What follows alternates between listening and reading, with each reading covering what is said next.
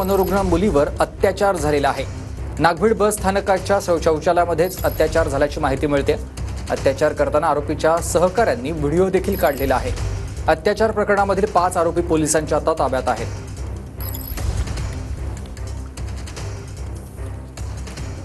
तर नागभीड बस स्थानकामध्ये एका गतिमंद मुलीवर चौघांकडून अत्याचार करण्यात आलेला आहे असं वडेट्टीवारांनी माहिती दिली।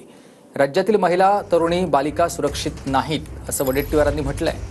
तर कायदा करून अत्याचार करणाऱ्याला भर चौकात फाशी द्यायला हवी अशी मागणी नवनीत राणांनी केली आहे। चंद्रपूरमधील नागभीडमध्ये झालेल्या घटनेनंतर मनाला असंख्य वेदना झाल्या असंही नवनीत राणा म्हणाल्या।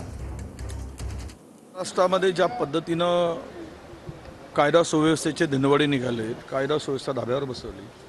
आत्ता 2 तासापूर्वी नागभीड बस स्थानकामध्ये एका मतिमंद मुलीवर 4 तरुणांनी बलात्कार केलाय।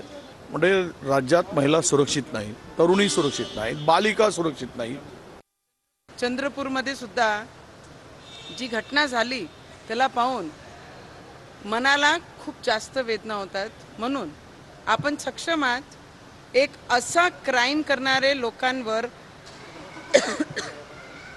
आपण असा कायदा करून एक स्टेटमेंट आपण सेट केला पाहिजे की कोणीही असा अत्याचार जर करत असेल त्याला भर चौकात आणून आपण फाशी दिली पाहिजे।